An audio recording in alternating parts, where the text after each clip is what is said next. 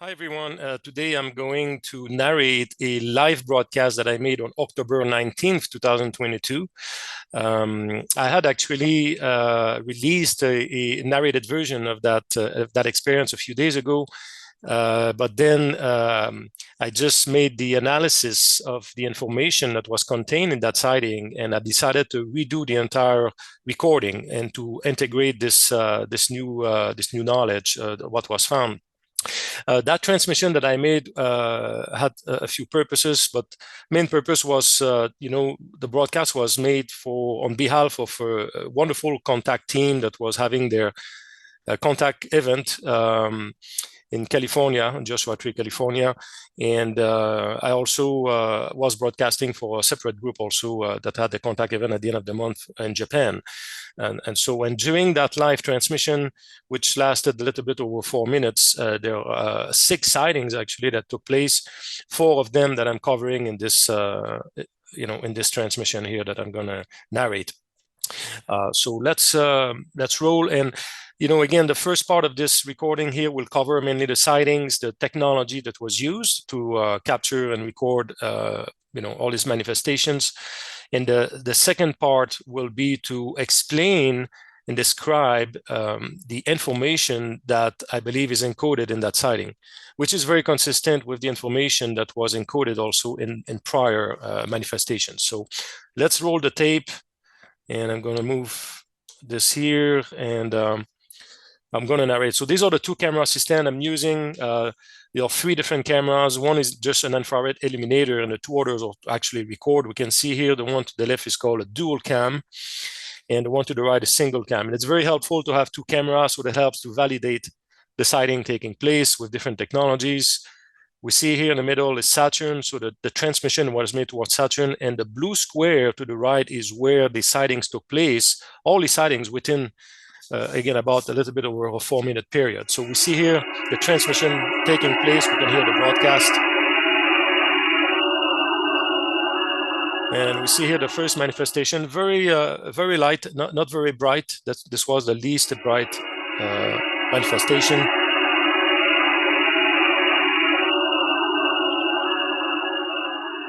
All right.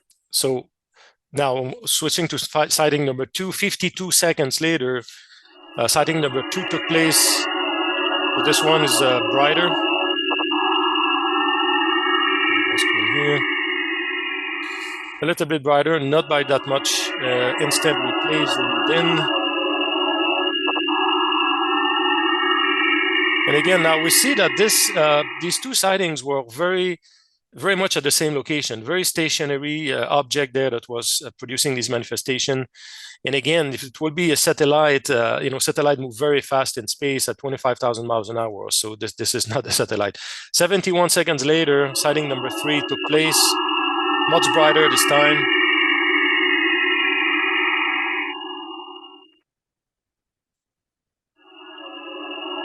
Instant replay.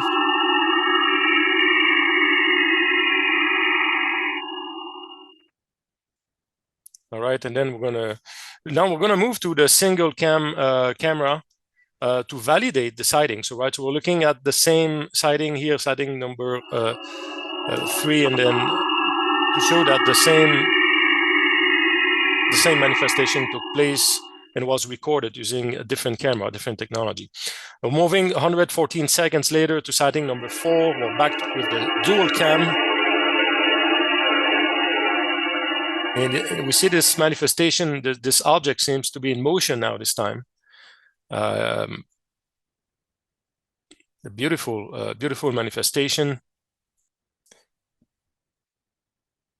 And now we're going back to the single cam to validate this sighting, again, using a different camera technology.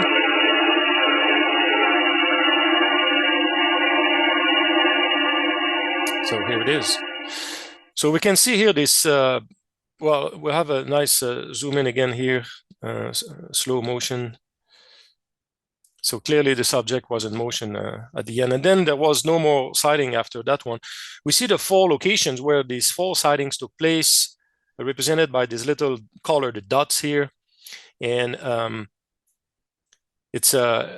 we can see that the motion was non-linear, right? Again, which obviously if that will be a satellite or any kind of rocket body, that would not be happening this way, obviously. So, but because clearly this manifestation occurred in a very small region of the sky overall over a long period of time, this eliminates the possibilities of man-made technology in terms of anything that would be orbiting around the Earth at high speed to maintain their orbits, right? So clearly a very nice manifestation which took place, as I mentioned, during the actual broadcast of the messages. And so these were, from my perspective, they were acknowledgements of the transmissions that took place.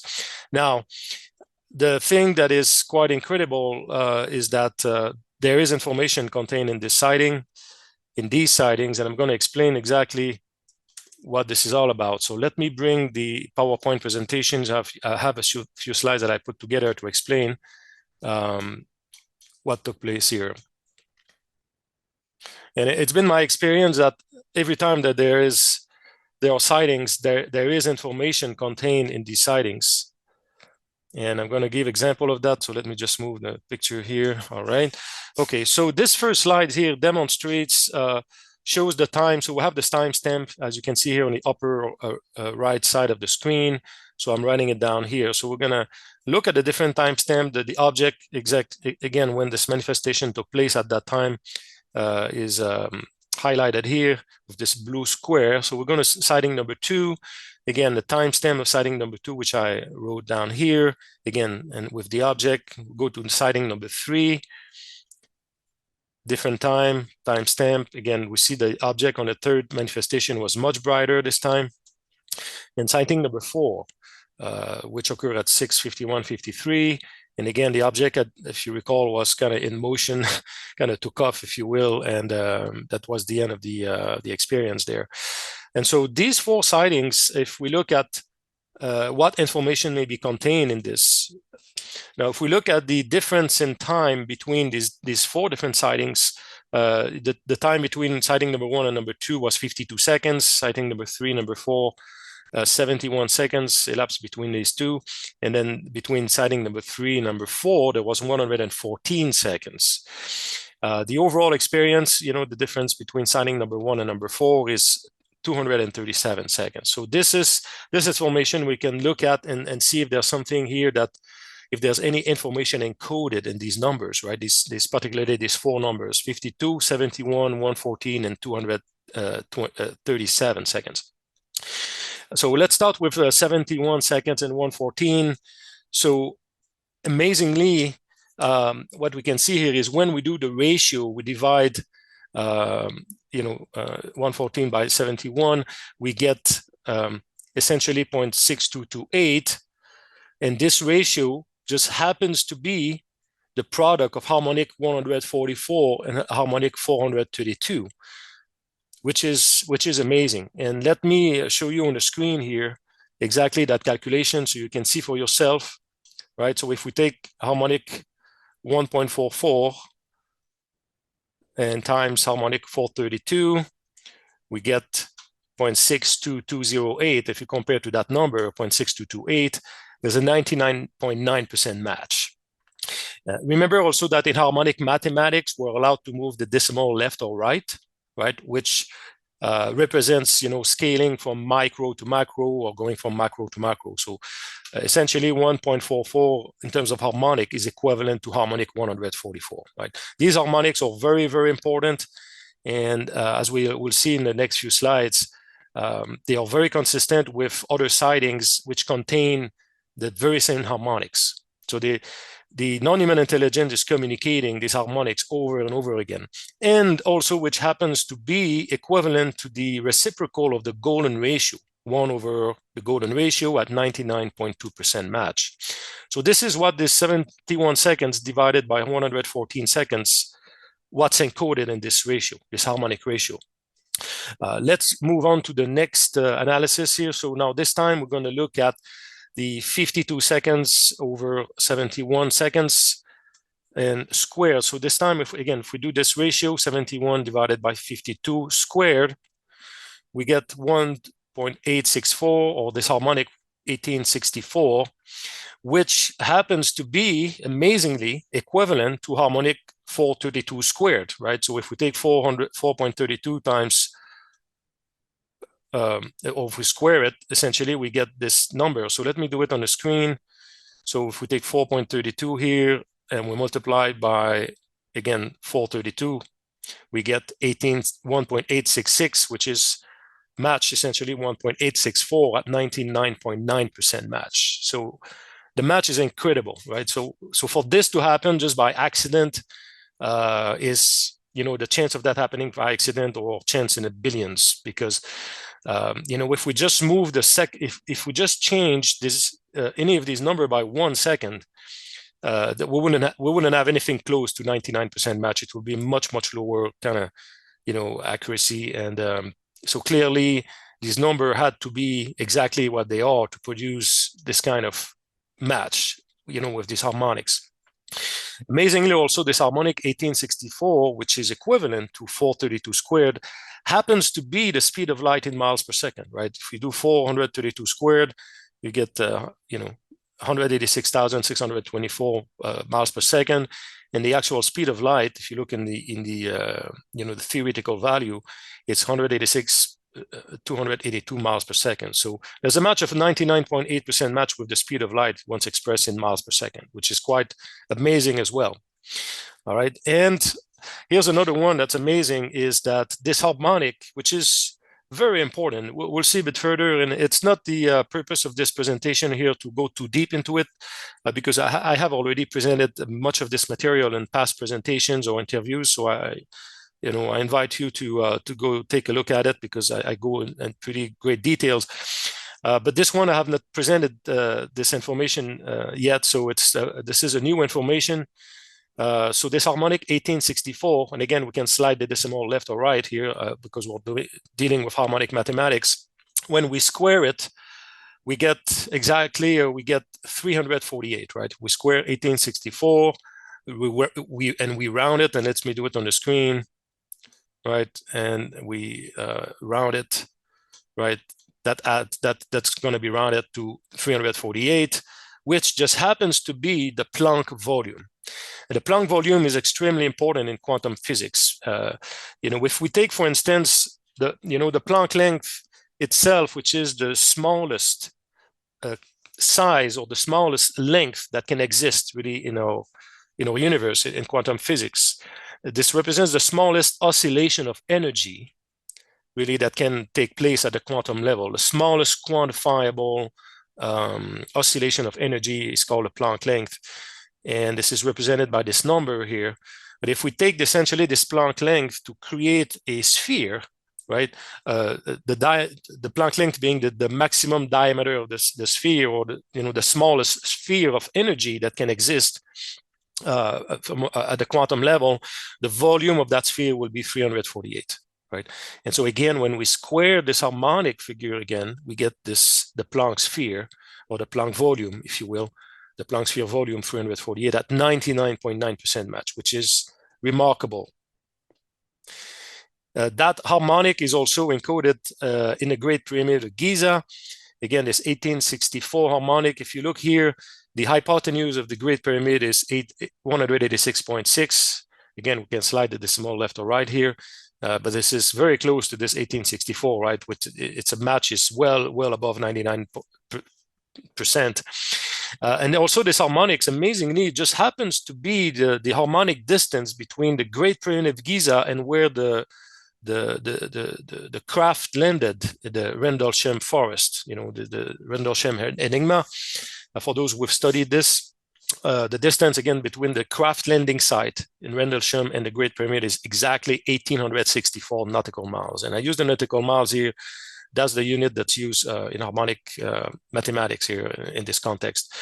Amazingly, also the distance between the Great Pyramid and the prime meridian, right? In terms of the longitude, if we convert this longitude of the Great Pyramid into a distance, it's equivalent to 1868, again, which matches 1864 at well above 99%.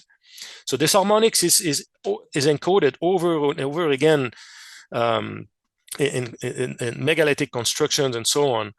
And we see here, just a note, as for those who have studied this, that essentially the holographic universe we live in is really the product of this 64 tetrahedron grid, which itself produces the flower of life, right? If we cast a light from the top of the 64 tetrahedron grid, we're gonna get the flower of life here in a 2D representation, right? So this is really at the foundation of our universe. And each of these tetrahedron here, as we can see, and we're going to see in the next slide, are really the engine of this, the engine of this light energy that's being pulled, in and out from the singularity into this, into the holographic universe, really, that we can perceive. And so each of these tetrahedron, and that's what this essentially these sightings, also these numbers or these harmonics leads to. If you look at the key harmonics that were revealed through these sightings and some others, as I will describe a little bit later, harmonic 144, 432, the golden ratio or reciprocal, and this 1864 harmonic. So if we take one of these tetrahedron that I described earlier, and we consider that the total volume of this tetrahedron, this total volume of light energy, if you will, is equal to the reciprocal of the golden ratio, which, by the way, represents, the singularity that we fractalize, through the golden ratio proportion, right? This is really the foundation of our holographic universe. The one represents the singularity here of, that this holographic, and we create a division of that singularity into golden ratio proportion. We fractalize it this way, which is really what's happening really in our universe. Amazingly, if we do this, the corresponding volume that we see here inside this tetrahedron will be 432, and the corresponding volume of the inscribed sphere here within that tetrahedron will be equivalent to 186.8. So if you look at it, the harmonics that were revealed through the sightings I just described and explained are completely connected to these building blocks of our holographic universe, of our reality. These are the harmonics that are really acting at that level, at the quantum level.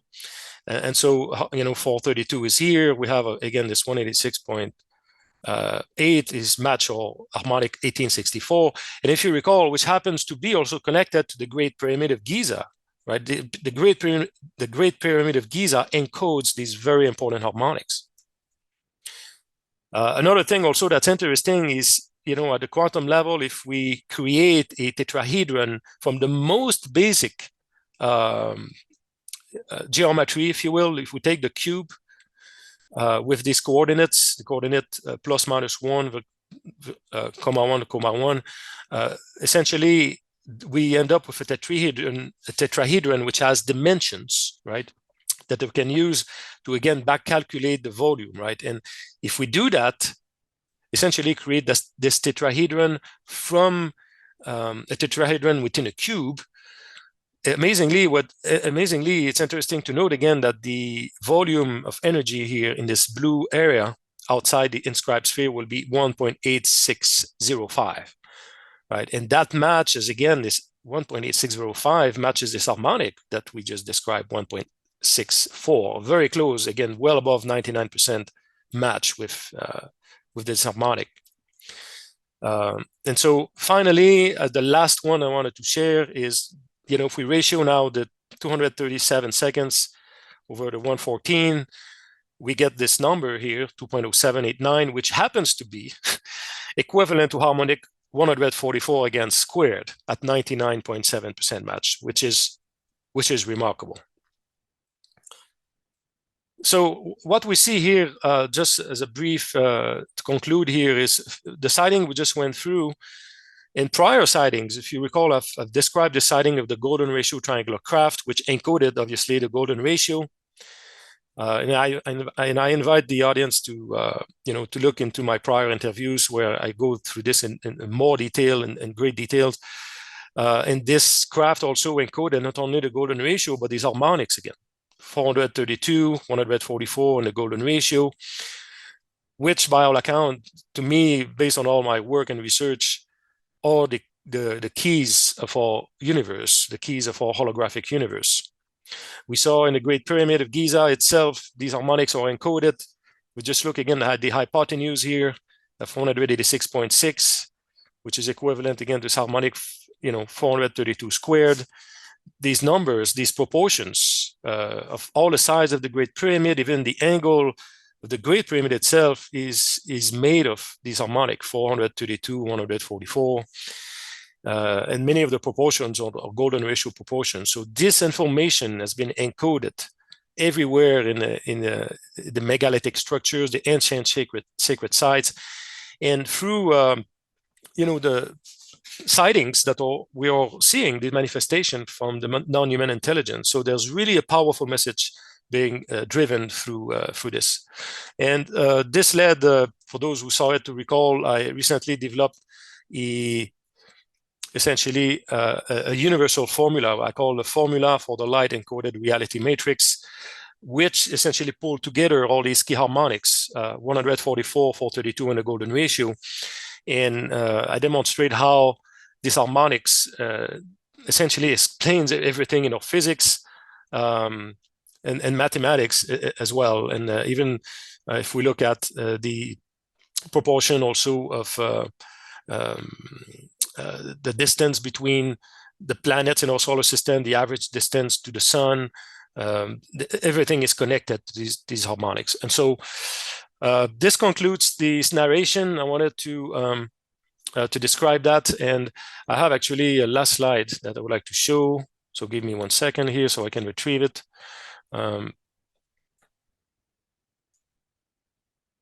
So this is a slide I wanted to show here, which again demonstrates how these harmonics and golden ratio, essentially all the constants in physics and mathematics have a representation in terms of these harmonics and golden ratio proportion.